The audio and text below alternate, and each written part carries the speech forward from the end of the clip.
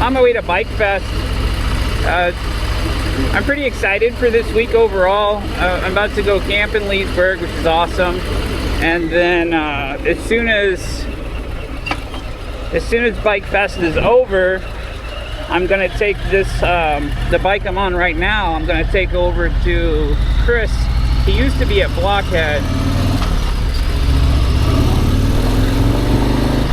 I don't know if you guys have watched Blockhead Garage on YouTube. He's not there anymore.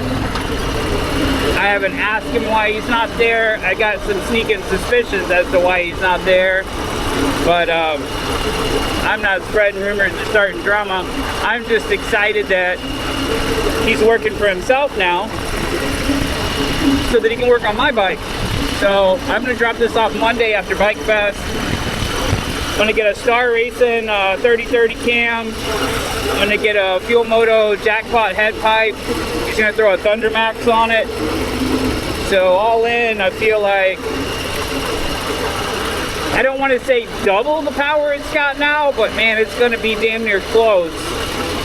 When you factor in no more catalytic converter, a cam that actually lets it eat, and then the Thunder Max tuner, which is, it's something that constantly makes the bike run better every time you ride it.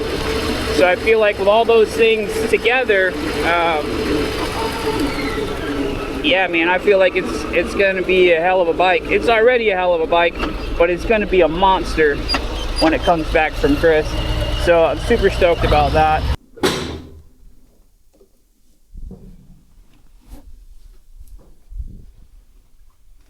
What's up? So I got the back, it's going to be one of those days. I got the bike back from Chris, also known as Sick Wide Glide. Some of you may know him from the Blockhead YouTube channel.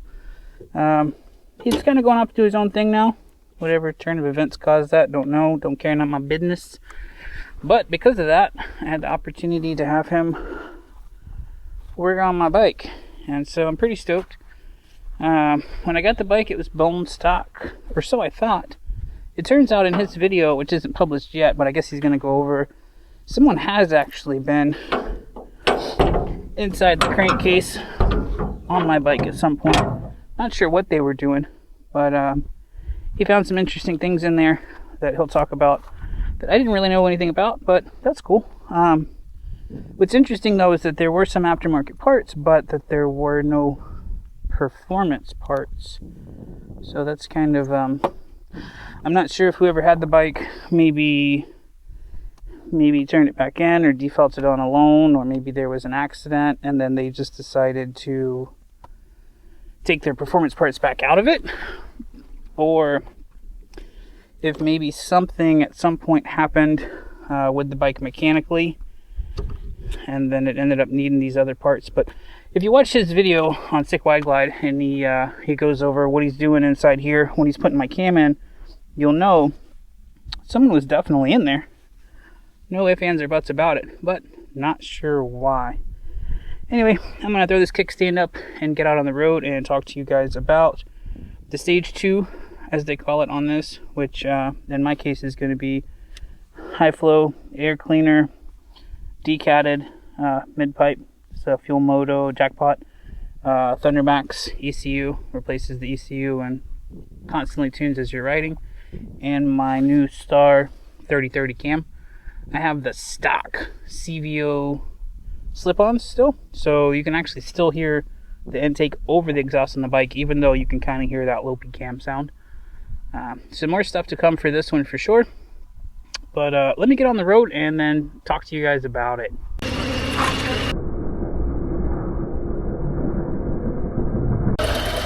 Alright, we're back. Sorry for the lack of content. It's just that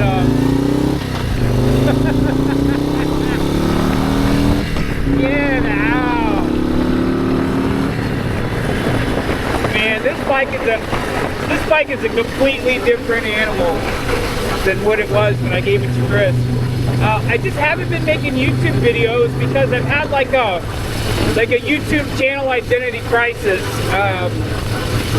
you know, I started the off-grid channel, and I've lived off-grid since 2020 or 2021, you know, 4 or 5 years now. But living off-grid is actually difficult. You know, it's not cutesy, it's not Pinterest. There's a lot you have to do to live off-grid. You're the power company, you're the septic company, you're the, you know, man, you're the trash guy, you're the grocery store. It's not glamorous and it's not easy, and a lot of days, you know, to try to think up stuff to film, to post on YouTube or whatever, it just felt, I don't know, it almost felt disingenuous. It was like, I would try to think up like content I could come up with to film that people would want to watch that wasn't my actual day-to-day, and then when I was doing my actual day-to-day, I didn't feel like filming. I didn't feel like making it a YouTube video. I didn't want to remember to move the camera, and there's a lot that goes into it, man. There's a lot of stuff that YouTube creators do day-to-day that people don't realize, you know, just how much goes into getting the video. And for me, I was more focused on living, honestly, you know, and mental health. I needed to get away from society. I needed to get away from a lot of issues in my own personal life, my own mind. And that's why I went off grid. And so I haven't made videos lately because a lot of the things I do in life are different, and I don't want to feel like I made like a bait and switch YouTube channel. I still kind of live off grid, you know, waiting on FPL to finally bring electricity. But neither here nor there. I'm posting this video simply because I just got a new cam put in this Harley, a new mid-pipe, and a Thundermax tuner. And this will be my second time riding the bike since all that stuff was done. So the Thundermax is still learning. You know, it's still deciding how much fuel to give the bike, how much air, you know, what the throttle points are, how I like to ride. It still has to get all these data points and build a map. And I don't claim to be a pro, but from what I understand, it will only read and write 10% of a map at a time when you ride it. And writing it involves start, ride however many miles, stop, turn it off. And then that's 10% of a map. So that's all I'm doing right now, is just trying to put miles on it. I'm trying to let the ECU learn things. I don't think that the Thundermax is prepared for how I actually ride. But it's got to be, right? Everyone says that they're the gold standard, and that's what's in here, and we're going to let it do its thing. Some things I've noticed since this camped in the bike, even with the CAN map, even with the baseline, the torque, it's not like throw you off the bike crazy. It's just that before, in first gear, around 10 or 15, you're shifting. And in second gear, around 30 miles an hour, you're shifting. And if you were to get up to 50 or 60 before in second gear, you were redlining. And now, the bike breathes so easy. Nothing's changed with the gearing. Nothing's changed, you know, in the primary. Everything's the same transmission-wise. But in second gear now, if you rip it, you'll be doing 55 or 60 before it's time to shift, which is insane. That being said, when you downshift, the engine braking that used to be there, at least right now, for me, is not there anymore. And that's something I got to keep in mind, because I've always been a real big engine braker. I've always shifted down and dumped the clutch, and that's how I slowed down. I don't know if maybe it's still decel gas, like maybe the mountain's still learning, hey, you know, he let off the throttle and dumped the clutch. Yeah. Or if it's just the motor's breathing so easy that, you know, the combustion chambers aren't slowing it down anymore. And it's interesting. It's something I've got to get used to. So like right now, I'm doing 70 in 6th gear. I'm going to drop it down to 5th and dump the clutch. You see the speedometer? I'm doing 60, you know. Normally, you drop it down a gear and you let off the clutch, and it snatches you. But when I say it's on tap, I mean it is literally on tap. I'm not going to go crazy because I got a 21-inch front wheel on here, and I got a sloppy stock suspension. And if you just rip it back, she'll vary. and then possibly bury me. So until I do something different, you know, put some drop-ins in the front or swap this wheel or something, you know, I'm not trying to do no Mexico ride. But when I tell you it's there, and you don't got a downshift for it, just rip it, and it just starts going. This bike was not that at all before. This is a completely different animal than what I dropped off to Chris. And I couldn't be happier with it. And I know there's guys with faster bikes, way faster, right?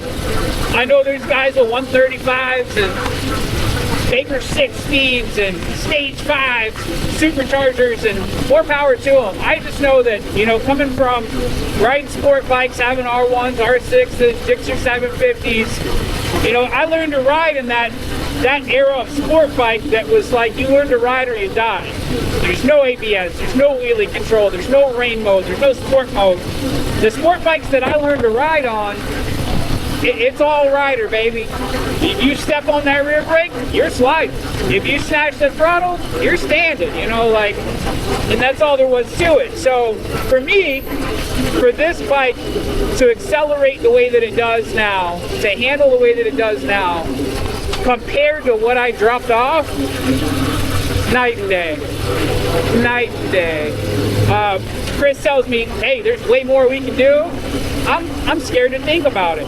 Just because of the size of this bike, its footprint, the way it handles compared to a sport bike, man, I don't know how much more I want. But I can tell you the way it sits now, I love it. I love it. What are we in 5th gear? We're in 5th gear, we're on 60, 65, 70, 75, 80. And we haven't reached 4,000 RPMs. I mean, it's nuts. No downshifted, no clutch plate, no nothing. Just give it to it wherever you want, she goes. And this is day 2 of riding. So anyway, that's the progress so far with the bike. I love the bike. I don't know where the YouTube channel is going, man. We're building a tiny home community. We're building a barn doll. You know, there's a lot of stuff along the same genre as my channel was that may be interesting to people. It's not me living in an off-grid cabin anymore, and I don't know if people want to see whatever I'm doing or not, because it might just turn into me riding motorcycles every day, and I mean, it's what it is, right? My life's pretty good, I can't complain. Well, I don't know, you guys leave me a comment, let me know. Do you want to listen to me ride motorcycles every day, or build stuff, or should I just make another YouTube channel altogether? Does that get more traction? Who knows? Well, I appreciate it, and I hope you guys have a great day. Take it easy.